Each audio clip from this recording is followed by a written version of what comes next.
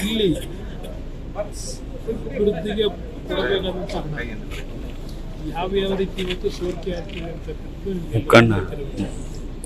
ಈಗ ಉದಾಹರಣೆಗೆ ವಾಲ್ಮೀಕಿ ಬರುತ್ತೆ ಎಲ್ಲರಿಗೂ ಗೊತ್ತಿರ್ತಕ್ಕಂಥ ವಿಚಾರ. ಕೂಲಿ ದುಡ್ಡೆಲ್ಲ ವಾಪಸ್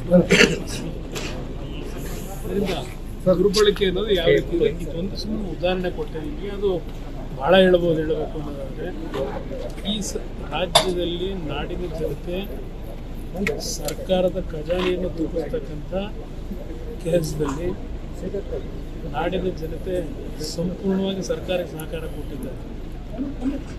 ನೀವೆಲ್ಲ ಗಮನಿಸ್ತಾ ಇದ್ದೀವಿ, ಕಳೆದ 2 ವರ್ಷದಲ್ಲಿ ಗ್ಯಾರಂಟಿ ಕಾರ್ಯಕ್ರಮಗಳನ್ನು ಕೊಡ್ತಕ್ಕಂಥ ಹಿನ್ನೆಲೆಯಲ್ಲಿ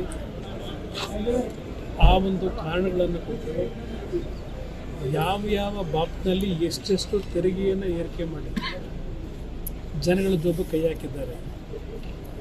ಆ ಹೆಚ್ಚಿನ ಒಂದು ತೆರಿಗೆ ಹಾಕಿ ಹಣ ಸಂಗ್ರಹ ಮಾಡಿ ಎಲ್ಲಿ ಹೋಗ್ತಿದ್ದಾರೆ? ಇದು ನಾನು ಹೇಳ್ತಾ ಇರ್ತಕ್ಕಂಥ ಸರ್ಕಾರದಲ್ಲಿ ಹಣದ ಕೊರತೆ ಇಲ್ಲ, ಆದರೆ ಈ ಸರ್ಕಾರ ಯಾವ ರೀತಿಯಲ್ಲಿ ಇವತ್ತು ನಾಡಿನ ಜನತೆ ಸಂಪತ್ತನ್ನು ಯಾವ್ಯಾವ ಅಪಮಾರ್ಗದಲ್ಲಿ ಅದನ್ನು ಇವತ್ತು ದುರ್ಬಳಕೆ ಮಾಡಿದ್ದಾರೆ ಅನ್ನೋದೇ ಮುಖ್ಯ ಆಯಿತು.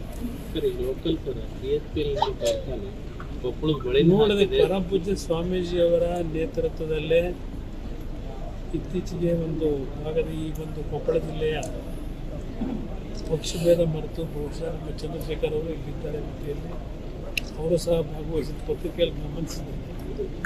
ಇವತ್ತು ಇಲ್ಲಿ ಆ ಕೈಗಾರಿಕೆಯನ್ನು ಕಾರ್ಖಾನೆಯನ್ನು ತರ್ತಕ್ಕಂಥದ್ದಕ್ಕೆ ಕಬ್ಬಿಣದ ಅದನ್ನು ಕಾರ್ಖಾನೆಯನ್ನು ಪರಮಪೂಜ್ಯ ಸ್ವಾಮೀಜಿಯವರ ನೇತೃತ್ವದಲ್ಲಿ ವಿರೋಧ ವ್ಯಕ್ತಪಡಿಸಿದ್ದಾರೆ. ನಾನು ಹೇಳ್ತಕ್ಕಂಥದ್ದು ಸರ್ಕಾರ ಈ ವಿಷಯದಲ್ಲಿ ಕೂತು ಸಾರ್ವಜನಿಕರ ಜೊತೆ ಚರ್ಚೆ ಮಾಡಬೇಕು, ಸ್ವಾಮೀಜಿಯವರ ಜೊತೆಲೂ ಚರ್ಚೆ ಮಾಡಬೇಕು. ಯಾವುದೇ ರೀತಿ ಪರಿಸರಕ್ಕೆ ಹಾನಿ ಆಗದೇ ಇರತಕ್ಕಂಥ ರೀತಿ ಯೋಜನೆಗಳನ್ನು ಅನುಷ್ಠಾನಕ್ಕೆ ತರಬೇಕು ಅನ್ನೋದ್ರ ಬಗ್ಗೆ ಸರ್ಕಾರ ಗಮನ ಕೊಡಲಿ ಅಂತ ನಿಮ್ಮ ಅನುಮತಿ ಏನಂತಂದ್ರೆ ವಿಶೇಷ ಕೈಗಾರಿಕಾ ನೀತಿ ನಮ್ಮ ಕೊಪ್ಪಳಕ್ಕೆ ಕೊಡ್ರಿ ನೀವು. ಇಡೀ ಕೊಪ್ಪಳ ತಾಲೂಕು ತಿಪ್ಪೆ ಆಗಿದೆ ಅಂತ ಕಾರ್ಖಾನೆಗಳಿಂದ ಪರಮಪೂಜ್ಯ ಸ್ವಾಮೀಜಿಯವರ ಮಾತಿಗೆ ಸಂಪೂರ್ಣ ಬೆಂಬಲ. ನಾನು 14 ತಿಂಗಳು 2ನೇ ಬಾರಿ ಮುಖ್ಯಮಂತ್ರಿ ಆದಾಗ ಎಲೆಕ್ಟ್ರಾನಿಕ್ ಟಾಯ್ಸ್ನ ತಯಾರಿಕೆ ಮಾಡ್ತಕ್ಕಂಥ ಒಂದು ಘಟಕ